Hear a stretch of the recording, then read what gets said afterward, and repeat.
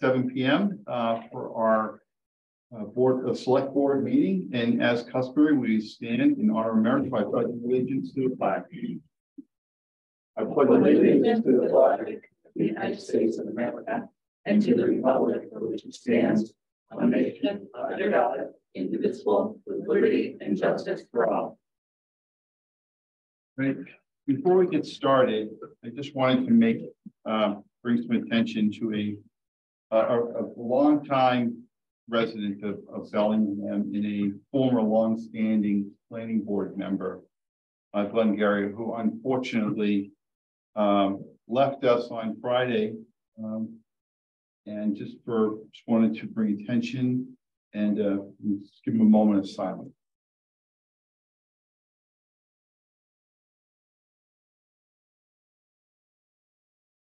Thank you. All right. First, I'd like to open up a public hearing, and we're going to open the public hearing and leave it open, then we're going to move on just to do a few things. So the public hearing notice, do you have it over there? I gave you a copy. Oh, there it is. Thank you. Yep. It's right in front of me. The Bellingham Select Board will hold a public hearing on Monday, March 6th at 2023 at 7 p.m.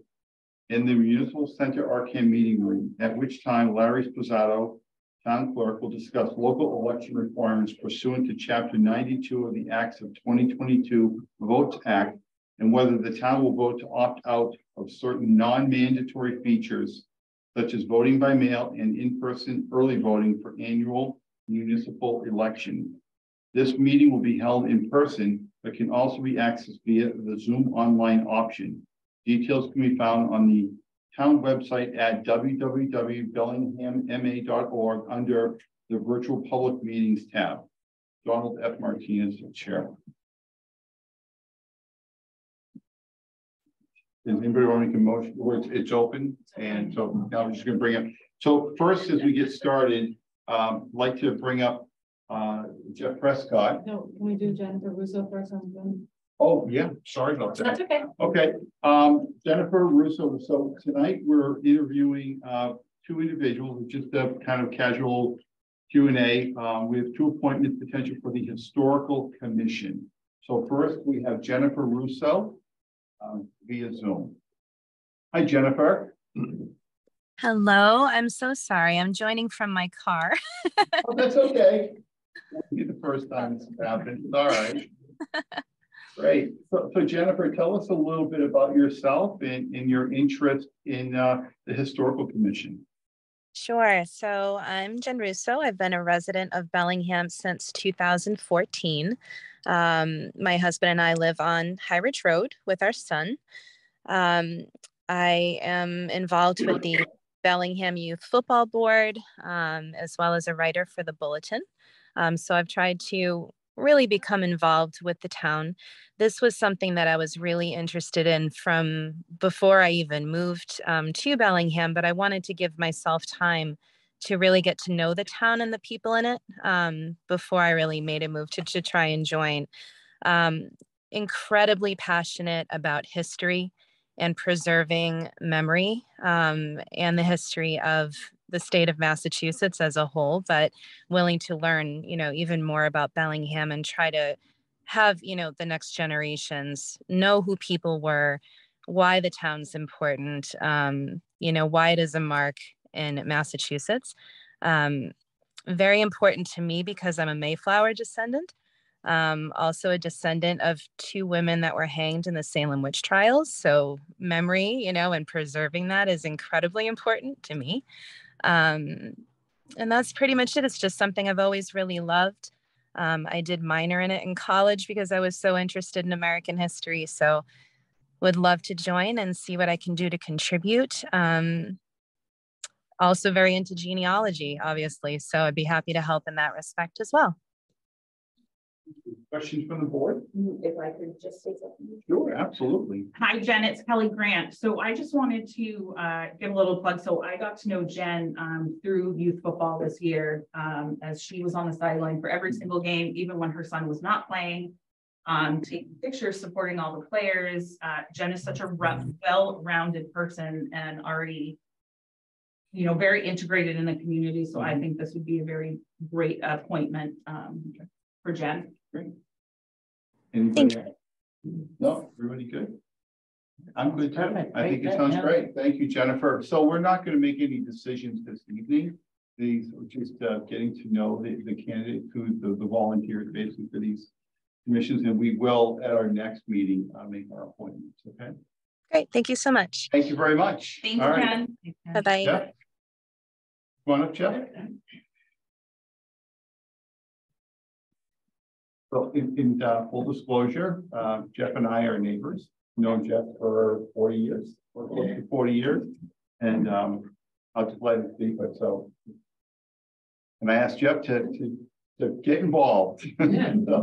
So I'm Jeff Prescott. I've been a resident for over 56 years of my 64 years. And the Historical Society has always been something I've been interested in. I've been kicking this around for a couple of years now. And as I get closer to retirement, I'm going to be looking for something to do. And as Jen had also mentioned, I'm into genealogy. Not on the Mayflower, but we came, you know, I've got several family ancestors that came from the Puritans from late 1630s. And so I'm into genealogy. I've kept tabs on what's been going on with the Historical Society. Really like to help them get more involved in the, you know, online presence. I've got relatives in Maine that are very active involvement in their historical societies, and I've got, you know, I support another couple of them in Maine where my father's from. So, like I said, it's just something I've been looking forward to possibly doing, and I know there's been some openings, and felt like this was a good time to kind of, you know, go for it. So, Any questions from the board? No. Yeah, it's exciting to see people. Yeah. I know. Really So fun. true. So everything's wonderful. There are two positions. Three positions open. We have two candidates. That's great. So no questions, Jeff. This is an easy one for you. Welcome to stay. But thank you very much. And we'll be making a decision at our next meeting. Thanks, Jen. Thank you. See you. All right. Do we James Dixon for the zoning. do that first? Yeah. Okay. All right, Mr. Dixon. Hello, everybody. You go by James or Jim? Jim, usually, yes. Hey, Jim, thank you very much for coming in your application for the Zoning Board of Appeals. Could you just tell us a little bit of yourself, your interest in the zoning board, and why you think you'd have an impact on the board? Sure. I've been in Bellingham since 2011. And most of my focus has been, of course, in my children and getting my career going. I came from Pennsylvania, so I had to transplant here. And during that time, I focused a lot on coaching, you know, little league, or sorry, youth soccer and basketball, specifically basketball. My kids are getting older now, so I want to kind of focus more on myself and the community. It's been great, you know, living here and participating in a lot of the activities. So I want to kind of expand upon that. I kind of focus on my professional career is more focused on customer engagement, stuff like that, in AI technologies. So kind of like to hopefully use that kind of experience to hopefully advance some of this kind of understanding. But for this particular position, I'm interested in branching out. You know, like I said, I spent a lot of time working on, you know, or helping my children grow. Now I need to grow more. It's time to let go of the reins. You know? Thank you. Any questions from the board? I just had one. Why the zoning board? Do you have an interest in zoning or any familiarity with it, or is it just your opportunity to get involved in the town? It was actually two reasons. It was to get more involved, and also I have a friend that's on the committee. Okay. So he recommended this. This was a good one to kind of look at. Do you have anything in your neighborhood or in your professional life that you feel you would have to recuse yourself from? We've interviewed people in the past that have had a particular area of town that they've had concerns about that have. Not unless computers are gonna take over. No, I don't have anything. Thank you. Really, it's like, Yeah, there's nothing understand all going on near you conflicts that of interest. concerns you that's making you step up.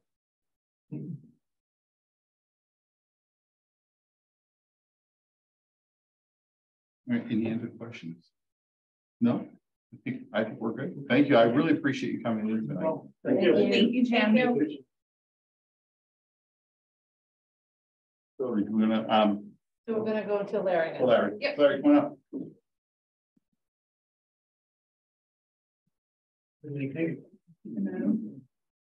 So I, a while back had sent you an email sort of outlining what I was going to be speaking about tonight.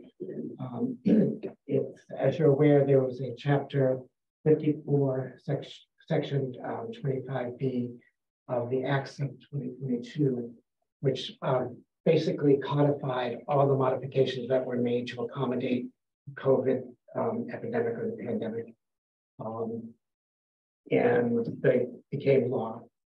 And as a result of that, they, when the legislature was formulating the final language, they mentioned that all elections had to have early voting and voting by mail.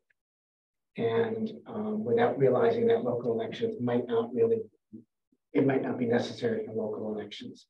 So they amended the law and allowing towns, municipalities to opt out of early voting or voting by mail. And so it's up to the board to decide whether you want to opt out of those functions. And if you want, do you want any kind of financial That's information? your question. Yeah, I was gonna ask you a question, Larry. So how many registered voters do we have in town today? 12,000. Thank you. Okay, go ahead. Okay. So one of the functions would be that we'd have to mail out cards to people to ask them if they want to vote by mail or early vote, mostly vote by mail actually. And the cards, just the cost for the cards alone, it would be a postcard, but it's like a double postcard for a corporation so that they can send part of it back. So the mailing would cost about, believe it or not, $17,000 because we have to put postage on the postcard and it has to be also return postage. And there's no state reimbursement for that. And if we have to send ballots out, it's about $1.60 each to mail, again, because there's double postage. There's a postage for the original mailing and a postage for the return envelope. So that alone comes to about $20,000 for that part of it. But of course, that's based on the fact that we'd have to pay 1,000 voters. If there are more voters, it'll cost more money for the mailing to them. And as far as there would be possibly some additional staffing, again, depending on the volume at the back end in the office. And we also, if that's just for the early voting part. Then that's just for the mailing voting part. The early voting, if we did a very minimal early voting, like 4 hours a day, we have to do a Saturday. So it would be 6 days at 4 hours. The staffing for that would be about $2,000.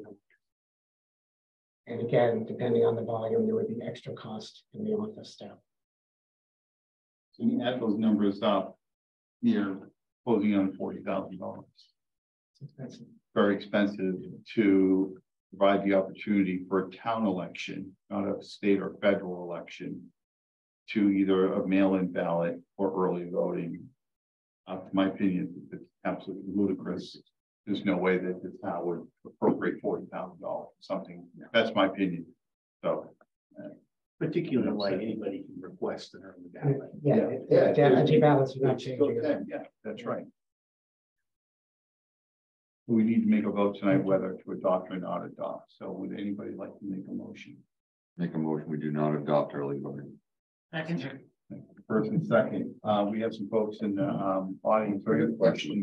Oh, yeah, that's right. We close the public hearing. Yeah, thank you. So perfect. A motion to close the public hearing. Do you want to ask, wait? Yeah, I wanted to ask first. Go ahead, Larry. You just said early voting, so you need to It's do. not early voting, it's mail-in voting. And early voting. That's why you want to make two motions, either way. Mail-in early. So the first, we have a second. Do we have any questions or comments? None. All right, I'd like to call for Motion to close. motion to close the public hearing by Second. Michael. We go first. We have a second by Cindy. All in favor? Aye. All opposed? The public hearing is now closed. So now I'd like to have a motion for, I guess we're all in agreement not. So Michael, As Michael, say stated. it again, as stated. We have a first, we have a second. And any other comments, questions? None? And call for a vote. All in favor? Aye. Aye. All opposed? Motion carries unanimously. Larry, thank you very much. Not quite done. I have a couple of more election related. Okay. For you. Polling hours for the actual, excuse me, election day. The past 3 years, we've been doing 12 noon to 8 p.m. And as far as I know, nobody's been unhappy about it. I haven't heard anything. I don't know on social media if there's anything I don't really pay much attention to. No, I think it works really well. I haven't seen anyone or heard any complaints, you know, from anyone. Yeah, the only thing I would point out is that we do have people come to the high school at 7 a.m. thinking that they can vote and they're turned away. So maybe some signage. At school, but yeah. Yeah, I know the one thing the school department had been looking to do was to either have a professional development day or a early release day and coordinate that with the school department. So that the students are Were not, they second? Were they second? any election, election. I believe is the intent. Is I really did. that correct, Mr. Milano? That would be the goal, Yeah. especially for the presidential elections. I mean, on a 12 to 8 o'clock day, if there was a 10:45 release, that's gets everyone gone before the 12 o'clock. So we're gonna vote on. Motion to adopt 12 to 8 o'clock. First and second, any comments, any questions? When do you set the town political calendar for the year? It starts with the town. Yes. It starts with March 16th is the first day to take, I've changed that nomination papers. No, I'm thinking like, because if the school is thinking about because at this point it would be in the future, like if they're formulating now their schedule for next year. Yeah, I When does the actually set political that up calendar- in 2024 Okay. already. Perfect. The problem is that not the local election, but other elections move around. Yes. They're not always the Yeah. dates they give up front, they change the date before the election occurs. But the town one is always the first Tuesday in May, so that's. Yeah. So if they at least have the ones that don't move, then they can work with that too. Okay, that was my only question. So we have a first, we have a second. Any further questions or comments? Hearing none, seeing none, and call for a vote. All in favor? Aye. All opposed?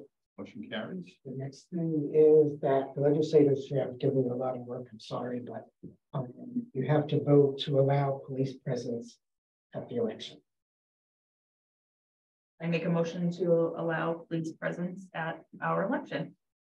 Right, right. First, we have a second. Why do we have to vote? I mean, we've always had police presence.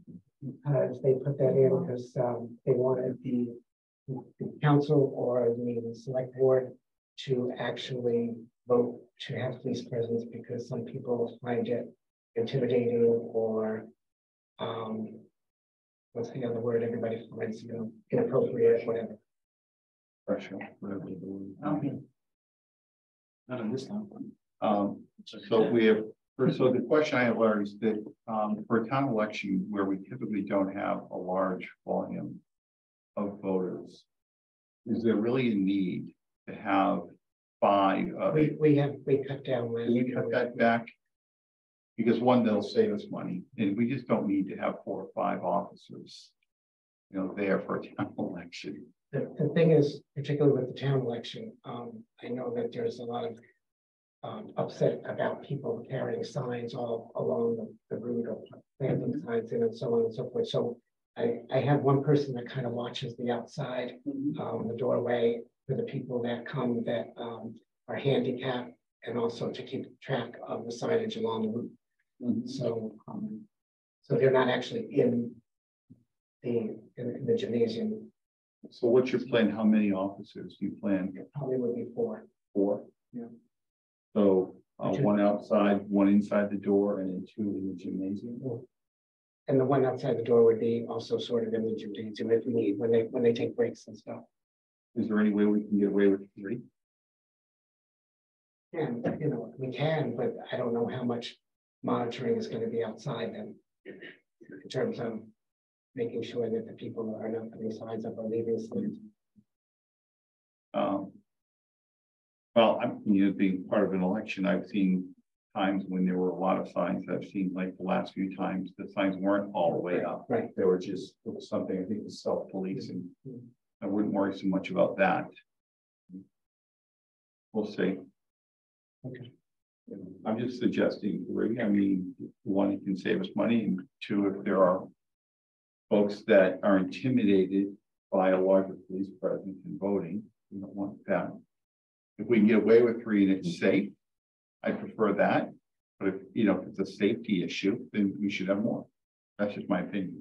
Is it something that if we decide now that we're locked in for all future elections, because like a town election is very different than a presidential election. For sure. Yeah, And honestly, you're really just voting to have a presence there. It's not a number. We can Okay, decide all that right, so later. that can be something you decide based on contested You have races. to just acknowledge that we're having a presence. Okay, Okay. that's great. Okay, we can decide on that. You can decide on that later. Okay. All right. So we have a first, a motion. In a second, Yep. All right. All in favor? I, All opposed? Motion carries unanimously. And very last thing, Okay. so. This is before every election, town and, You might want to pursue those. So in 2014, the legislation once again changed something, and it had to do with housing authority, and we've spoken about this several different times. That they wanted to have a tenant representative and have that position as a tenant position for every election. So they decided that just the tenants of the housing authority facilities, which is the 2 complexes as well as any other, like Arthur Street and so on and so forth, would all be able to elect a representative that would sit on that commission.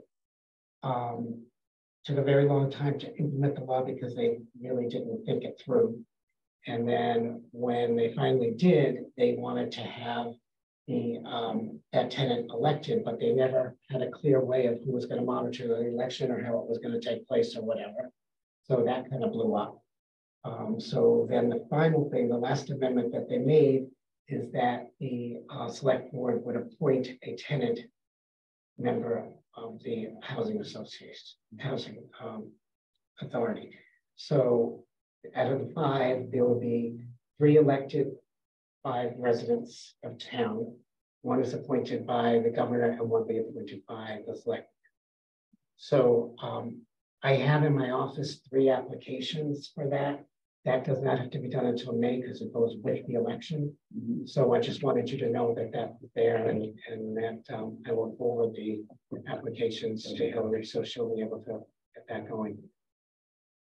So they need to appoint after the election or just Somewhere around that time, because they probably should take their spot at the same time as the board members. okay.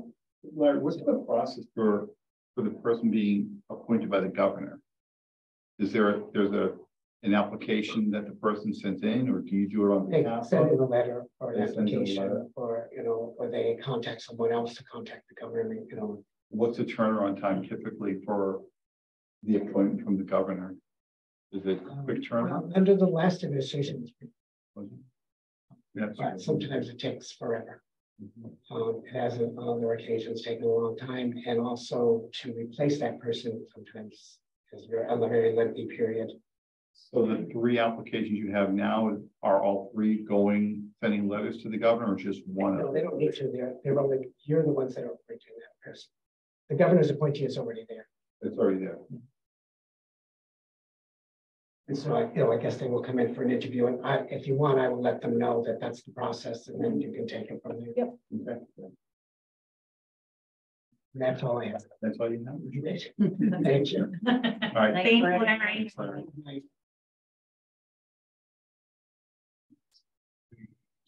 Department budget update. Come on up. So you're gonna and make the call out. Oh, you have. Do you want to get on or no? Did you want to put it on? Give me a couple. We should. Maybe easier for them to follow. You want me to put it up? Yeah, I think it's a nice way. Hillary, do you have it local on your machine? I have it. You have it on your machine? I was just thinking because we have a couple people on Zoom. Yeah. Do you need are you on the Wi-Fi? Or do you need to have you plug into the net? Okay. Yeah, it's you. And then you mind, you're gonna log into the Zoom? No. So it should be good. All right, there it is. I'm just back to it again and see if it was in here. I just think it's.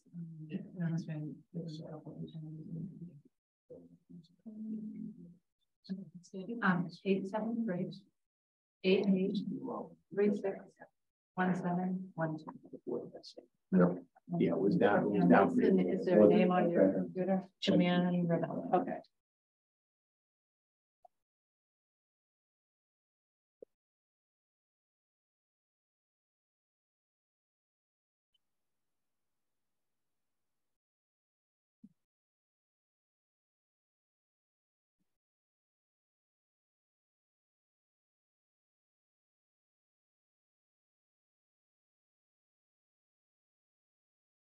We should be letting you in right now. Okay.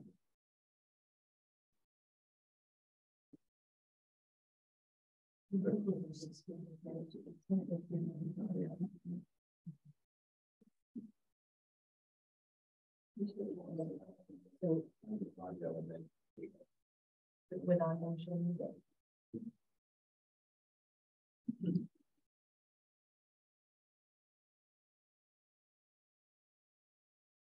Somebody having a share. Yeah, yeah.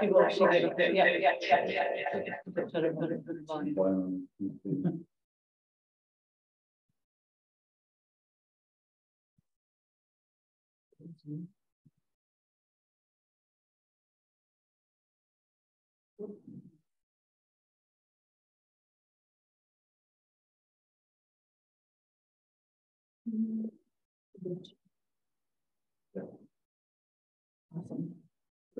Good evening. Thank you. Thank you guys for having us here tonight. Just give you a quick rundown of where we're at. So we start our budget process in October, November. We meet with the department heads, principals, directors, and start formulating our next year's budget. Really looking at their wants and their needs for their school. They then bring those budgets to us in December for our review at the central office level. And then we kind of put all this information together and provide it to the school committee on 2 Saturdays, which we did in end of January, beginning of February.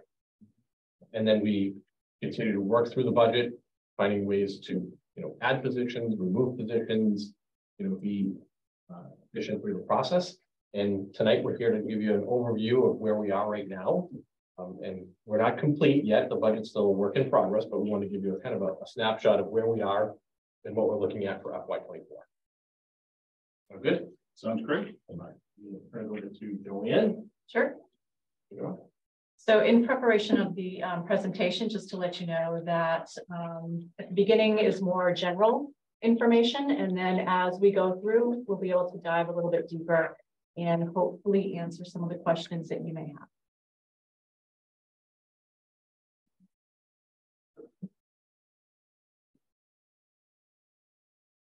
So the largest part of our budget is our salaries.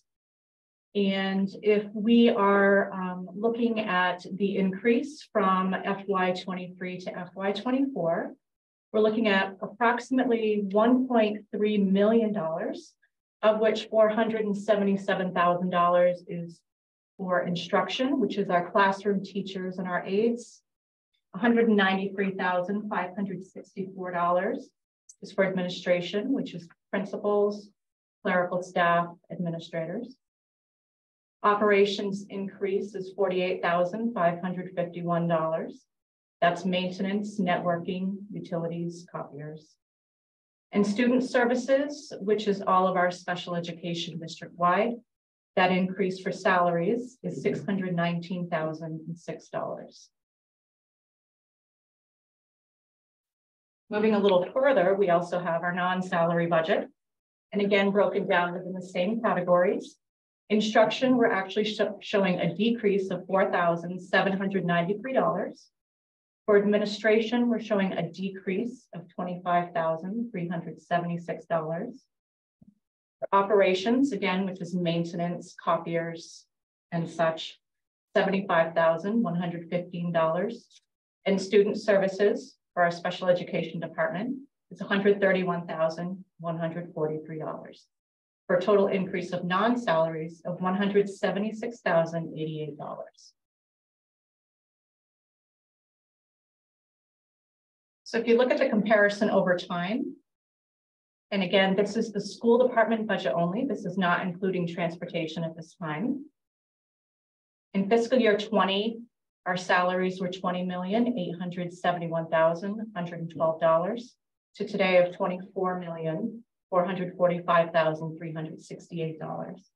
And our non-salaries, our needs have increased from $5,115,421 to today's request of $5,833,712. Joanne, can I just ask a question between those two numbers? Sure. From FY 20 to FY 24, is there I understand this contractual obligation. Correct. So what part of that is contractual obligation year over year and or the addition of staff? Like, you know, when you look at that jump, there's contractual, then there's an addition of staff. I'd love to know what that number is. And you may not have that, but maybe you do. I'm just curious. Well, I do have in a slide coming up, I do have that broken down for our request for FY 24. Okay, that's great. I don't have it on hand tonight for the prior years. Okay. But I can say that each year we do, the way that we look at our salaries is first is through our contractual obligations. Mm-hmm. And then we look at the classroom and the needs within our classrooms, look at our class sizes, look at the needs from the principals, and then determine either through retirements or people who have left, whether we're going to refill those positions and whether we'll replace those with new, or if we have a position that we would need to add to the budget that wasn't there prior. That wasn't a question to challenge, it was a question for more information. Yeah. You understand that? Yeah, absolutely. And I would say, anecdotally, just understanding the budget over the last 8 years, then majority of that is from salary increases, right? Contractual obligations. You know, we've added positions, but we've also reduced positions that, you know, the last number of years, that's how we've operated. So, Thank you. we can get that specific. I have a question, which is probably a dumb question, but There's no such thing. the difference between salary and non-salary, is that hourly versus? No. No, so a salary it combines all of our contractual increases as well as new positions. It also includes our substitutes, our tutors, stipends, overtime, things of that nature. So what falls in under non-salary then? Non-salary would be our supplies and materials, contracted service providers. Understood. Sorry. Thank you.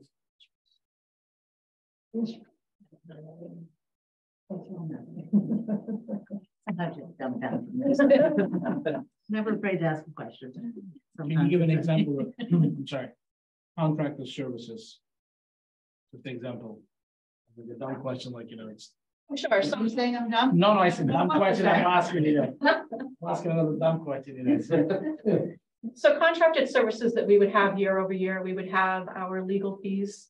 And other examples would be our HVAC maintenance agreement for our schools.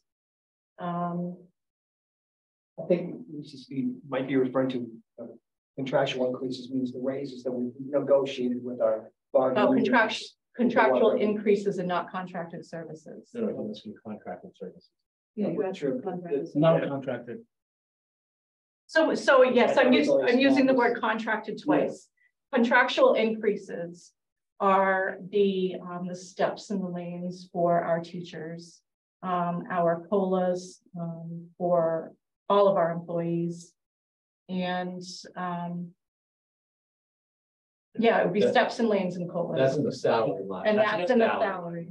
The non-salary contracted services is like she mentioned, Yep. the HVAC contract.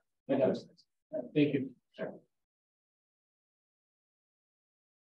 So to put all those together to total them, we can look at the change from FY20, the total school budget of $25,986,533 to our proposed budget for FY24 of $30,279,081.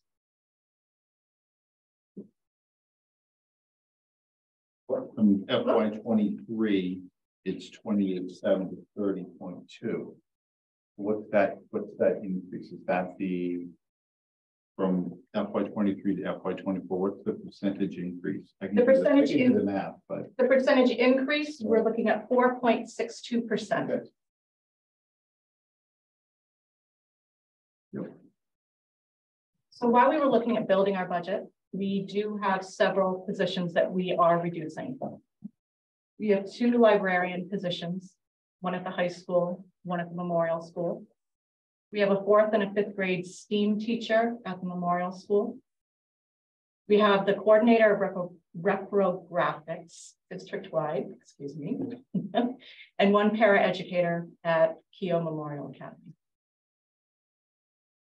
What is a coordinator of reprographics? Go ahead. She is the coordinator for the copy center for the district. So it's at the high school. Oh, it's Melissa Newman. Okay. Yes. That's how I know it. That's the title. Okay. So is she retiring, and so you're not going to fill that? Okay. Correct. That'd be tough to fit on a business card. Yeah. So how services that she provided, how are you going to supplement those services? Is it going to be an individual teacher going down to the copy and making copies for themselves? How is that going to be backfilled? So we'll look at, so right now we have network copiers in the schools. So what we'll do is with the copiers that she has in her office, we'll hopefully distribute them to a couple other buildings and have teachers network to them, and they can print out the materials for their classroom down into that, that big copier. Eventually, we would get rid of those bigger machines that she has and put some more regular size copiers that are again networked in the buildings for teacher support. Are those larger copiers right now on leases that'll likely expire soon? Correct. Great.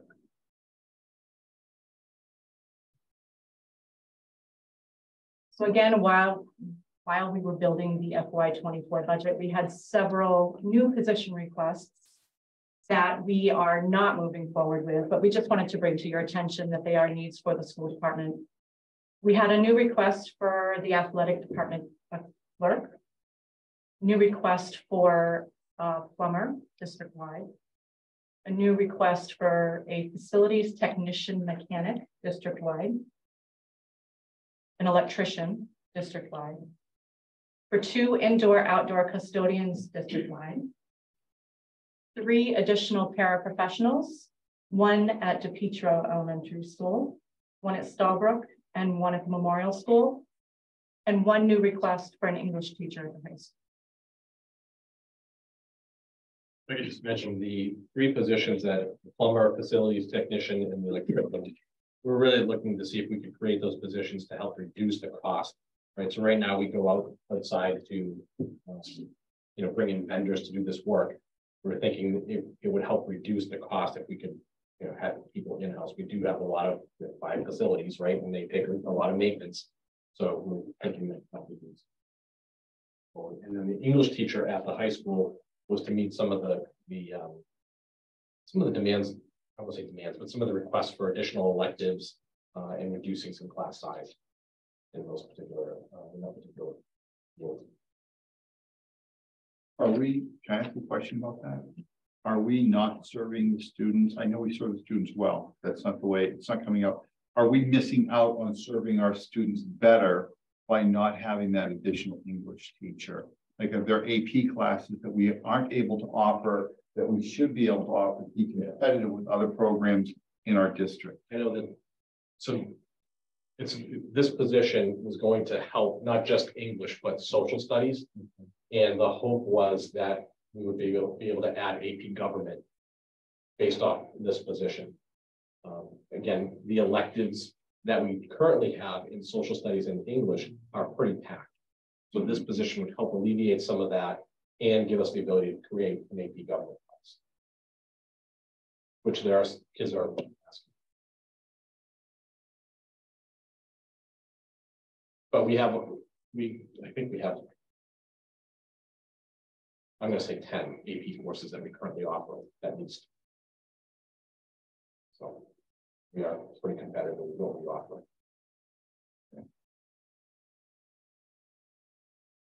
I don't know if this is the time. I'm not on the school committee. I know you do a thorough job, but having students gone through the program and been successful through Bellingham, I'm a big advocate of providing every opportunity for our students. And if our students are missing something, I'd like to see where we could shift.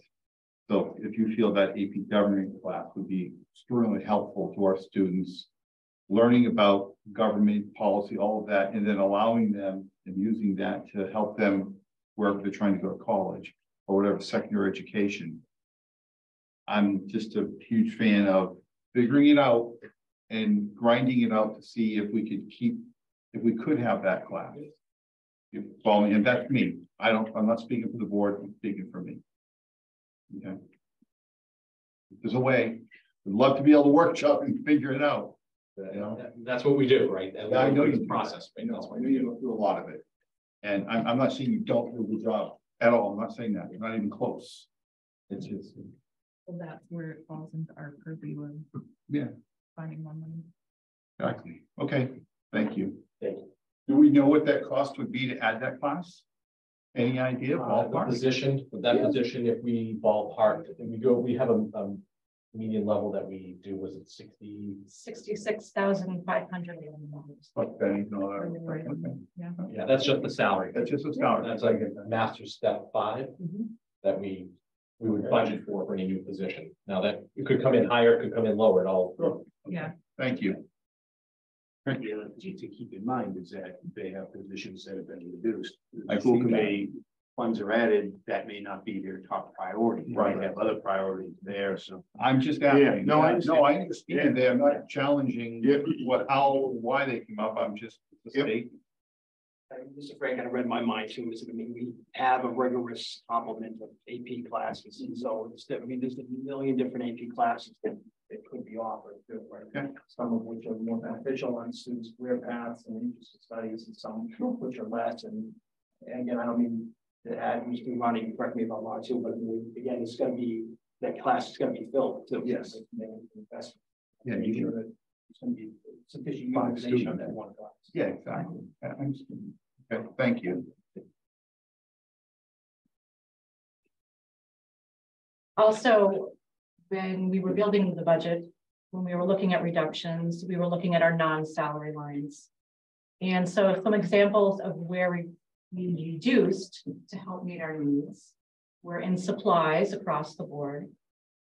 Some additional requests for teacher laptops in grades 6 and 7, athletic uniforms, limited professional development for administration and outside district leadership, some additional requests for iPads for the elementary schools. I reduced the projected usage of utilities from a 5% increase to a 3% increase, and then also a reduction of projected legal fees for the year.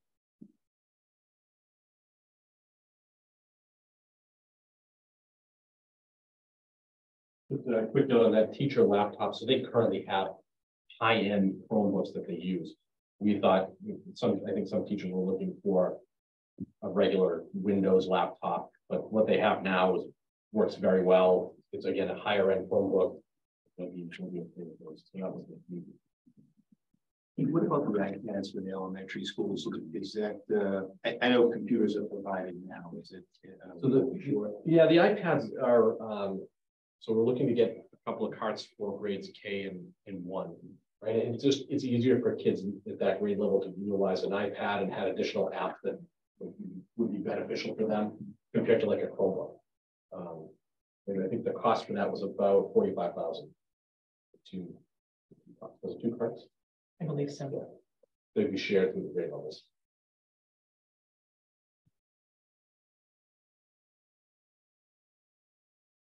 So if we move ahead a little bit and look at our transportation budget, I split this slide out by salaries and non-salaries.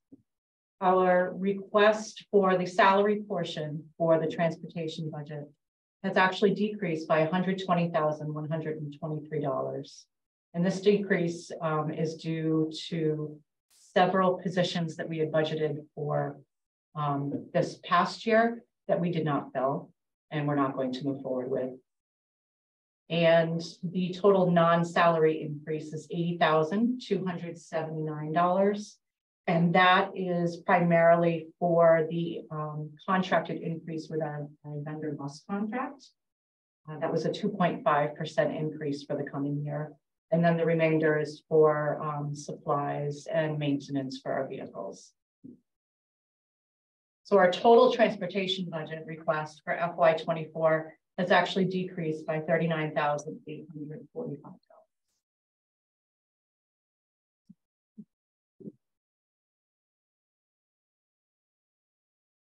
So now I just want to back up a little bit and look a little bit closer at our school department budget and our salaries and how those numbers work out as far as some of your questions with how much do the new position requests cost, how much are the contractual increases, how much were the reductions. So if we look at our different units, the way that we split them, we have our AFSCME union, our BTA union, our singletons. So within AFSCME, our new position requests are $28,344. The contractual increases are $180,946, and reductions are $28,469 for a total AFSCME budget increase of $180,821. Moving to the BTA, our new position requests $66,111. We have 2 new positions that were added this year in FY23 after the adoption of the FY23 budget. And those equal $132,222. Our contractual increase for the BTA is $655,750. Within the FY24 budget, we're looking to move 1 position out of our ESSER 3 COVID relief funds into the budget for $56,571. And our reductions for the BTA total $208,316. So our total BTA budget increase would be $702,338. Right. Can I just mention in the BTA new positions added in FY23, those were specialized programs that we needed to add in our elementary middle school. No, that was still an answer. Elementary, based on the needs of students. And this has been a challenging year, bouncing off of COVID. So, you know, these positions were critical in supporting these students. So it's a $132,000 increase. Those students most likely would have been out of district students, which would have cost us much more than 132. Yeah. So while, you know, we don't like to add positions during the school year that we haven't budgeted for, we recognize that we needed to do that. Just wanted to highlight that. And sorry, I can have this one too. The BTA 1 position from ESSER to the budget, that's a science teacher at the high school. Again, I don't know if everyone has had a chance to see our Project Lead the Way and our innovation pathways, that position supports that program. And it is rolling like wonderfully. We have like 200 students that are participating in that program, either the manufacturing technology one or the health science one. So kids are gravitating towards our pathways and taking our Project Lead the Way classes, and it's been outstanding. So we wanted to make sure that we got that into the budget moving forward. But this will eventually eliminate to go kids out of district too, right? Eventually. For kids who may want to go, say, to like a vocational school. I think I can share, we've had, I think on average, 40, 50 last couple of years, students apply to the vocational school upwards to around, I think at one point, 75, 90 kids. This year we had 23. Wow. Awesome. So building these programs in school helps once Huge. It's excellent for our students. Yeah. Can I add one thing? So obviously being a parent of a child at the Memorial School and the high school, I am on Instagram and Facebook with all the school sites, and the high school site actually shared on their Instagram and Facebook this past week that they had a whole group of kids who are in the health sciences pathway. They started at the new assisted living in Medway. Yeah.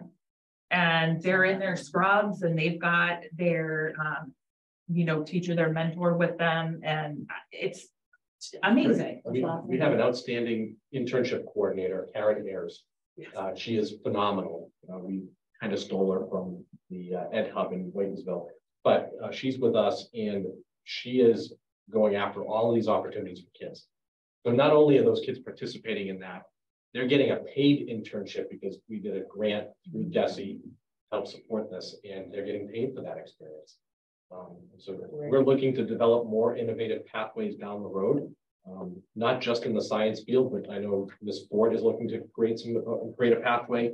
I know humanities is thinking about creating some pathways. The more we can build, right, the more kids are going to be gravitating toward those programs and having real world experiences in the world of work that will relate to what they're learning. So, that her position is currently an ESSER, and we need to make sure that goes into the budget for next year. Yeah, FY25. Not that we're looking at that. Throwing it up there.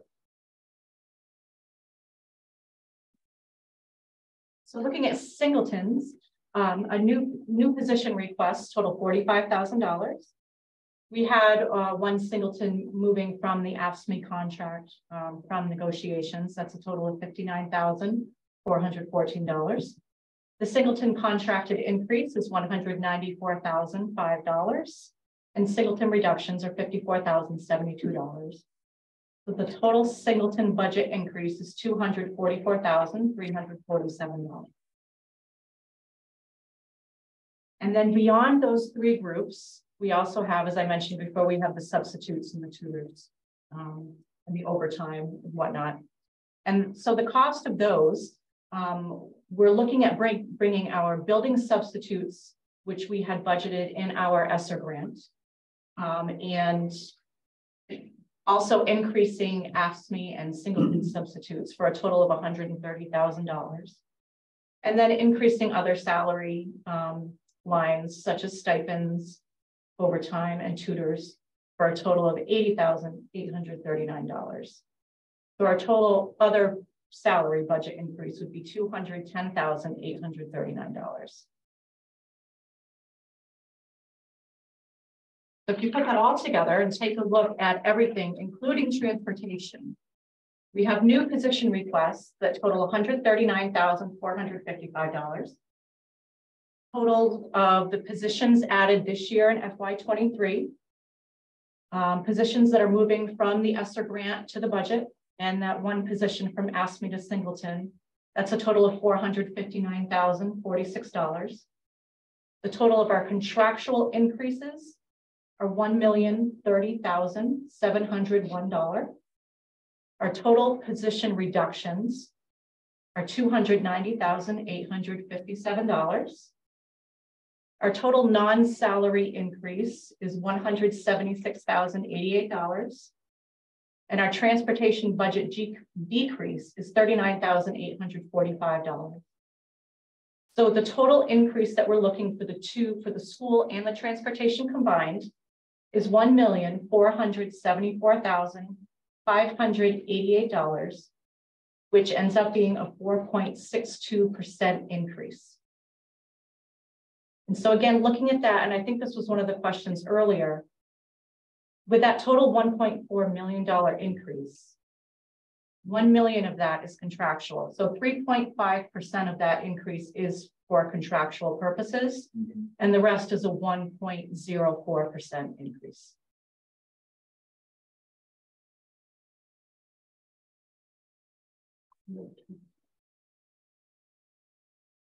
Right, and so also with our non-salary increase of $176,000, each year the state sets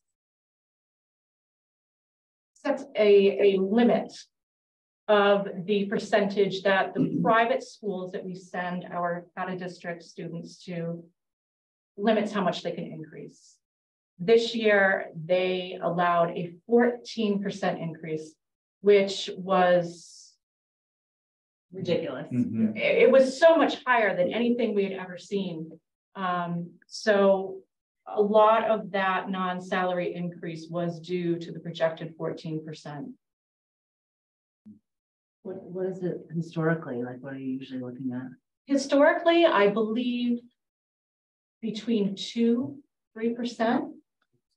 Is that about right? Right around 3.6%. 3.6. So between 3 and 4%.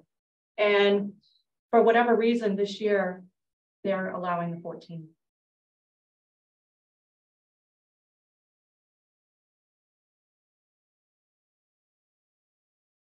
And that is something that we can't do anything about. That is beyond our control. There's still discussion at the State House around this, but from everything I'm hearing at that level, it's gonna pass through.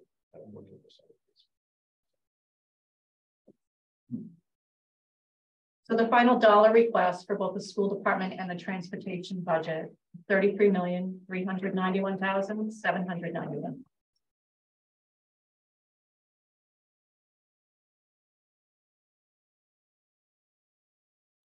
Question. I was going to say, so the balanced budget that you saw when we had our budget hearing, this request is in excess of what we had programmed in the schools by a couple $100,000. Obviously, they've done a great job with trimming the transportation.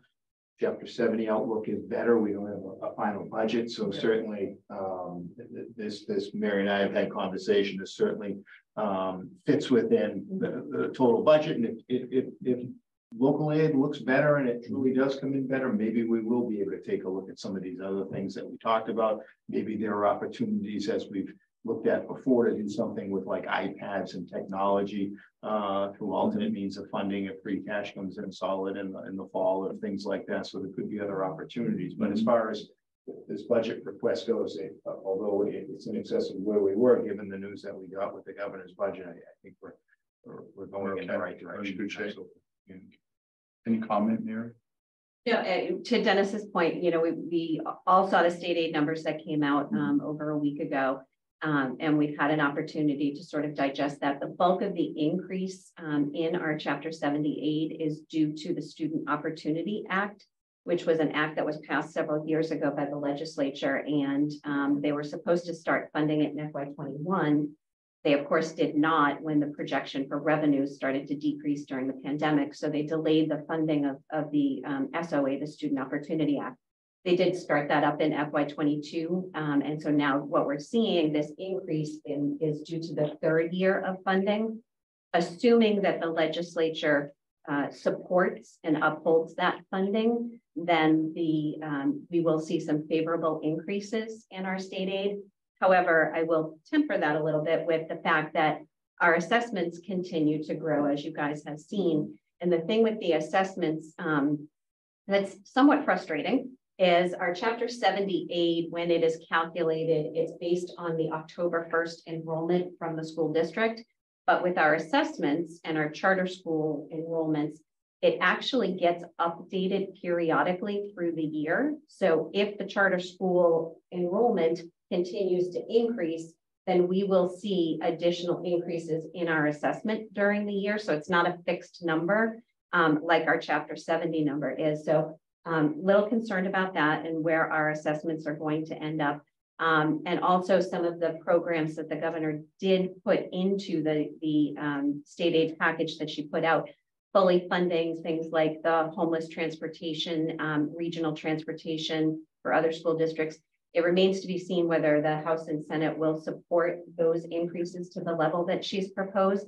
But at this point, given the significant favorable increase that we saw, we are definitely comfortable that we will see some additional state aid monies coming in beyond what our original projection was from that balanced budget that we talked about before. Thank you. Does that mean they're leaving today with that's 1.474 million? Correct. And I will also note with the permanent change that the school department is now encompassing transportation into their budget. And so any incentives that they have within that area for cost savings or efficiencies, that would also become, permanent part of the school department budget, which I think is a very favorable change for all of us going forward. And I think that they've done a great job. Can I just ask one quick question? The FY24 budget does not utilize any of the special ed reserve funding, correct? Correct. Excellent.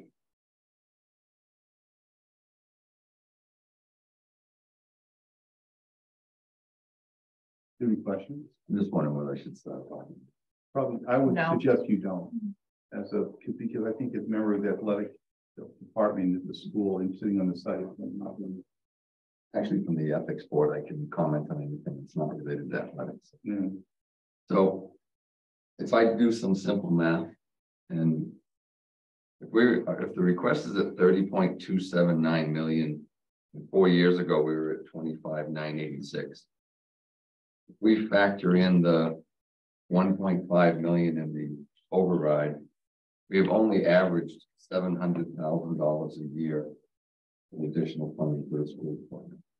And I'm sorry, so I'm not looking at the numbers that you're looking at, Michael, but I would caution just to make sure that you quoted the 34 million total budget and 25 million for the school appropriation. Did you also include transportation? No, this is without the transportation.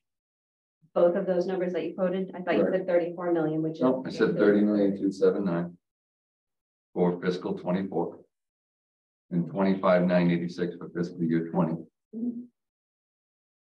If we take out the 1.5 million that was for the override, and it's simple math, we've increased the budget 2.8 million, which is 700,000 for each of the 4 years. If I could respond, yeah. And again, I'm not looking at everything you're looking at, but one of the big topics of conversation that we've had over the last couple of years, because it has become a very large problem that's presented itself, is our assessments. And if you take a look at the cost of our assessments, which is a reduction right off of our state aid, the cost of those assessments needs to be factored into the increases that you're talking about, because those costs have to be borne somewhere. And over the last couple of years, we've had to make that decision that cost has had to be shared. So you have to look at the $3 million in assessments that's going out the door to our charter schools and our school choice. Does that make sense? It does. Yeah, no. Okay. Absolutely. And I think in a positive light, I know that, statistics, anybody can work the numbers to say whatever they want, but one of the things that Joanne included in the book is the per pupil expenditures in comparable towns, we favor extremely well. Yeah. So the funding's going there. I know it includes a lot of things. It includes indirect costs. We've talked about that. It includes a lot of things, but I think that was good to see, because we feel that we try and do as well as we can with the schools. I think we all have a vested interest in. We have children, grandchildren. We care, a lot about the schools, and it's good to see that. If we're at the bottom of that list, I think we'd have some soul searching. Yeah, concern. Yeah. The number two, we expanded number two on the Was it the chart? Was the number one? One. Number one, right? In our dark. Where are we within our county though? That's the, like, some of those towns were comparing us to Amesbury, that if people are in our area, they're not looking at what we're spending, what people are spending in Amesbury, they're looking at what people are Why spending were in those towns? Holliston or Medway or Milton. There's Dart School, those are our Dart schools, right? I don't know the acronym right now, but those are districts that are similar in demographics and, you know, different kind of categories. So we're compared to those districts in not just finance, So but we didn't pick them. This is We didn't state pick or the state groups them. correct. Yeah. It looks at a lot of different But factors. I also did my own. I spent some time after reading the executive summary went in and I started looking at salaries as an example. And we compare very favorably the towns around us. There's a few towns that pay higher, Hopkinton, Dover. We're not, Bellingham's not Hopkinton, Dover, but we pay compared to Medway, to Millis, to Franklin, to KP. I went through and looked at all of them and I wrote it all down. I started looking at it and we absolutely, in Holliston, another one, which have great school districts. Our salary ranges are within $1,000 to $2,000, except for, and the state gave the average, like high school, middle school, and it showed.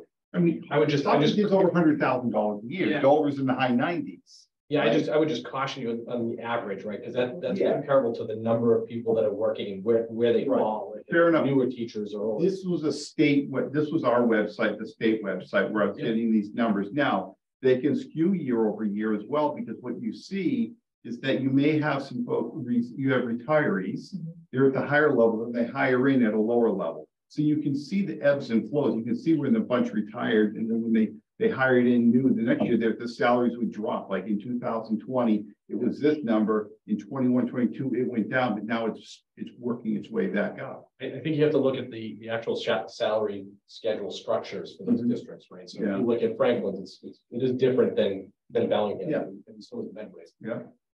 When you look at the average, that's like you said, it does ebb and flow. But, you know, as being part of the superintendent's group, I do get to see the salary structures around the Commonwealth, so I can get you some more info. Now, I guess that the point is that you're coming to us, and I don't know how often, and I don't sit in those meetings with you and Mary Dennis, and they come back and say, no, you've got to cut it back. You're coming here at 1.5, we can only give you 1.2. Well, I don't know. In fairness, they started at 2.2 for all the things they like to have. Yeah, I mean, Obviously, we're looking to see what we can.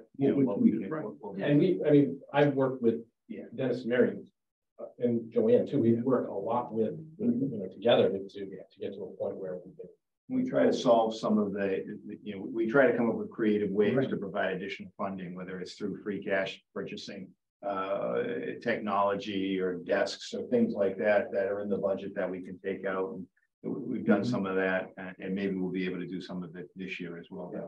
Sure, some of those gaps, but I think we're also looking at some creative things with the maintenance that we talked about, the outdoor maintenance. I know those are some positions you'd like to have. I think we're going to be able to do something there and try and get that done so that we can get that implemented and working as well.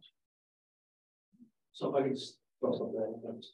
So I appreciate being invited to come here tonight too, from the school district and from the school committee. I think it's an important discussion, right? And so I find myself conflicted too, because by the time we go through all these meetings and all these discussions, right, I almost find myself defensive of the budget. When you ask a question and you're thinking about giving us more money or intrigued with doing that, I should be falling all over myself to say, yeah, right, why not, right? But we challenge ourselves each time we go through this process with our leadership, right, to set up a system that can attract and retain students, right? We're trying to battle charter schools. We're trying to battle kids feeling the need to go to other programs, which we think we can provide here, and to get other opportunities. So we're trying to create rigorous programs to provide exceptional opportunities to our students in a wide range of academic areas.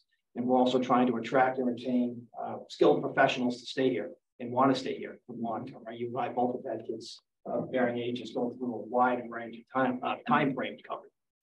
And so, we're seeking to retain those things and also build in capital requests each year to move forward. So we did our best working again with course, the leadership of our administrative team, to build a budget that helps us keep moving forward. And this is a number that we think helps us do that. So are there other things that we would certainly want? Of course. But we put a lot into getting into this number to try to be fiscally responsible too. And sustainable. I think that's one word that Peter uses often in these discussions is, we want to build budgets that are sustainable. Because we have to deal with things like are happening this year. Things have to come out of grants at some point, right? It's a successful program, it's a successful line of instruction.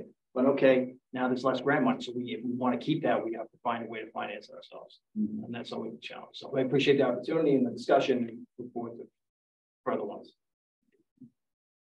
I think we all have the same. I know the board's always been very supportive of the schools and we've always been there for us on the municipal side. So it's always been a great relationship. Okay. No. I do have one kind of question. I appreciate it for everything you guys do. Absolutely fantastic. And I was really excited to hear that new programs were created that actually help them not to losing kids to the vocational schools. So that's like a huge plus. So my other question is, what can we do to compete against the charter schools? And I constantly hearing that, it's what can we do? Or I know probably definitely you guys are thinking of something, it's anything we can do, or at least we can work on something. What can we do? I'm just asking, I know you guys are probably thinking the same thing. And a couple of years back, as before COVID, I had met with some parents whose kids went to the charter school, and I wanted to get some understanding of why choose a charter school. And there's a lot of different reasons. They feel that, again, this is several years ago, just a quick snapshot, if I remember it all. But just they felt the culture might be better for them, or they really were enticed by the programming at the lower levels. There's a lot of different reasons. That's a hard question to answer. I think we continue to try to build programming for kids, for all students, and I think for some reason, some families they just gravitate towards that charter school experience, and that they appreciate it more than being in the public school. We continue to try to look at it and see what we can do, but it's tough. We had hit that one year. We had 20 additional students because they expanded their enrollment. That we took a big hit that year. There was more than that. Yeah. More. It was significant. And I feel like it's starting to level out because now their program is filled, the new building is built, so it's going to be more level than these huge spikes. But the charter school is different programming. It's different. I feel like it's more focused on like your arts and music and so it's just very. It's not just our kids. It's not just our kids in our community that struggle with this. And also, we're cognizant of, we have opportunity areas. There are achievement deficits where we got to tighten up. And so then we take that off the table of, that's the goal, right? So that as a family is considering their opportunities, and we want to show them that there's a pathway to success here. Can I offer one glimmer of hope with charters? And I don't know that it necessarily translates down to Bellingham, but in some of the meetings that I've been attending over the past week with respect to state aid, one of the announcements that the state has made is that this is the first year in the last several that charter school enrollment across the state has declined. So that's a positive sign, not necessarily that Bellingham students aren't taking those spots somewhere, but in general, across the Commonwealth, there was a decline in charter enrollment overall within the past year. So perhaps we've reached a peak of parents looking for an alternative program. We don't know, but that's a little glimmer of hope. Anything else? Thank you. Thank you. Thank you.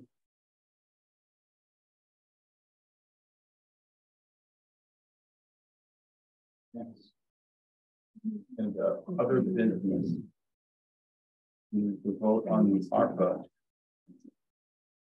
Would like to make that motion? I move please? that the Board of Selectmen approve the projects as listed herein with the said expenditures to be under the direction of the parties noted. $15,000 from ARPA funds for grant administration, that is the finance office. And $66,482, and that is for the Cedar Hill Road water main and road improvements design under the funding authority of the DPW. We have a first, we have a second. Second. Do we have any questions? Hearing seen none, I call for a vote. All in favor? Aye. All opposed? Motion carries unanimously.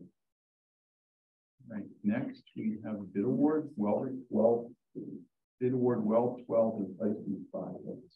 Mr. Chair, I move that well 12 replacement project be awarded to the low bidder Barbico Construction Company, Inc. of Middleborough, Massachusetts. Amount of $386,669. Second. We have a first, we have a second, do you have any questions? None, call for a vote, all in favor? Aye. Aye, all opposed, motion carries unanimously. All right, New England Country Club, approval of seasonal restaurant, all alcohol, common vic, weekday and Sunday entertainment license renewal. It's all the same, right? No, it's all the same. I make a motion to approve the common vic license for New England Country Club. Okay. First, we have a second. We have any questions? No, all in favor? Aye. All opposed? Carried. That includes Vic and the all Common vic. alcohol. Did you say all? And all alcohol. Yep. And I have their license. To sign it. Yeah, I can just pass it over after. Okay. And for any additional old business. That's one thing I wanted to bring up, follow up to, remember, Mr. Hall came in and was talking about litter, and we were trying to get a date to get us together, and I know Sahan, you had indicated you were interested. Yes. He asked a question which I did not know the answer to, and that is, do we currently assess any fees for littering in town? I know back in the day we used to, but I mean, theoretically, the police could issue fines. I can't tell you that there have been any fines issued. I know the Board of Health has issued some fines, I believe, relative to the collection containers, but even those, I think they have waived once they get out there. So I don't know that we've collected fines specifically for littering, have we? Recently, the Board of Health has issued 2 pretty hefty fines to, I believe, some businesses in South Bellingham. That have containers. Yeah, some littering fines. Yeah.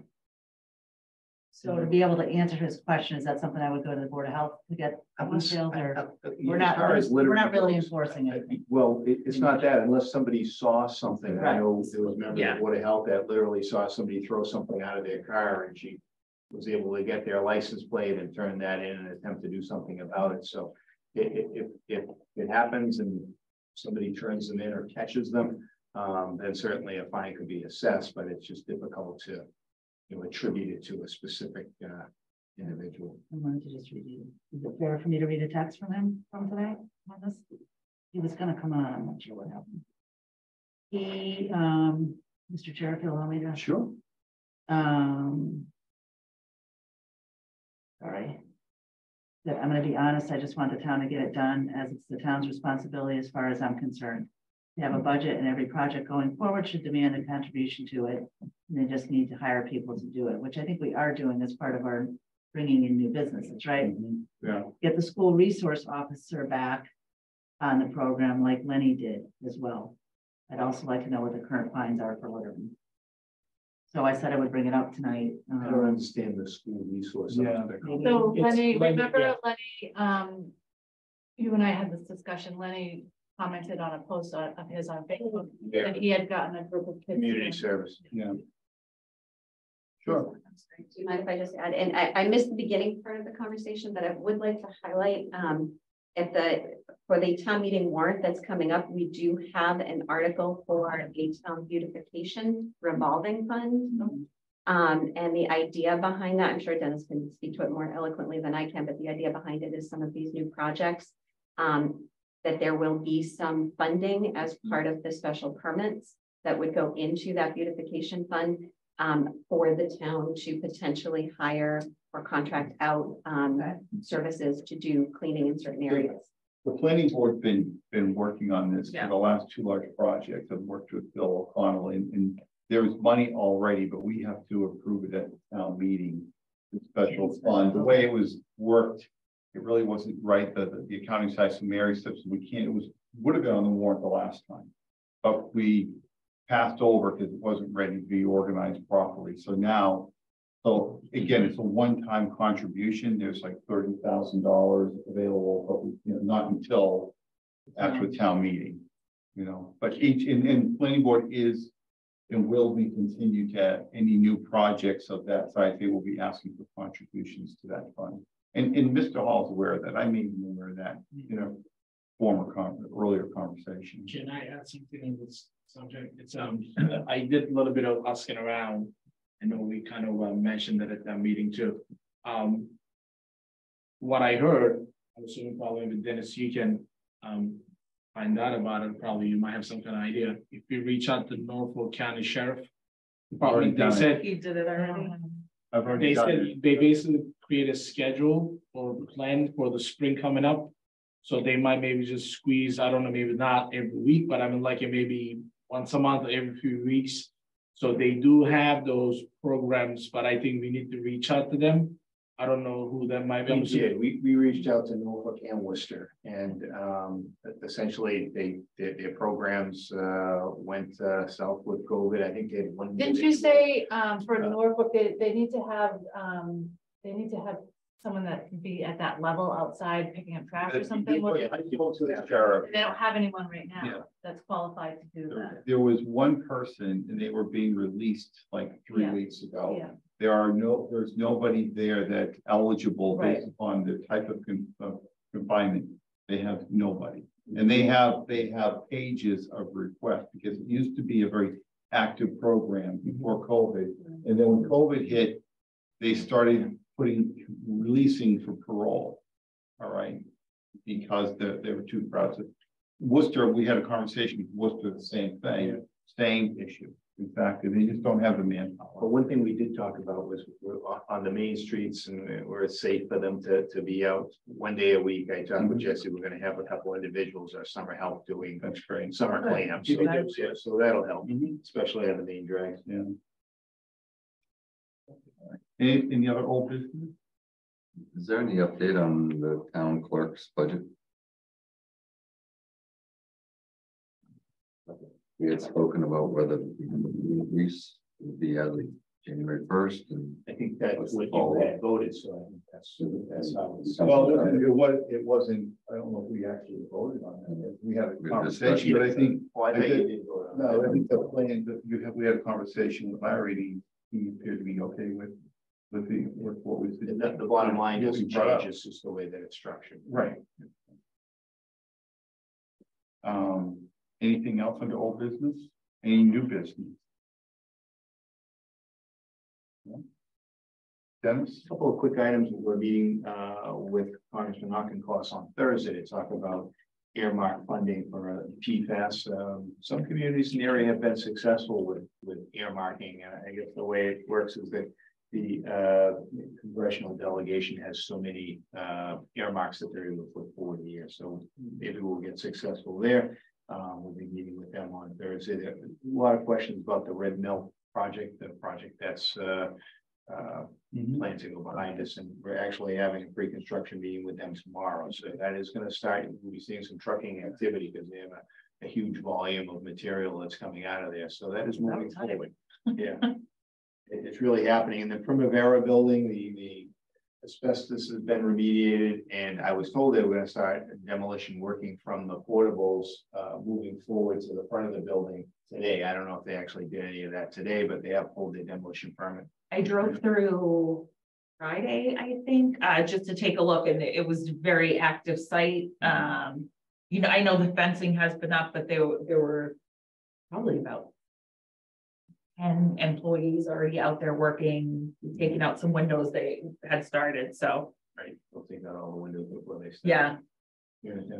I was asked to bring up the Senior Center is actually promoting, and they're having a presentation on the Yellow Dot program. I never heard Oh, of the it. triad? Yeah, I never heard of it, but Yellow Dot is a free program which provides first responders with quick access to critical medical information about the occupants of an automobile in the event of an accident or health emergency.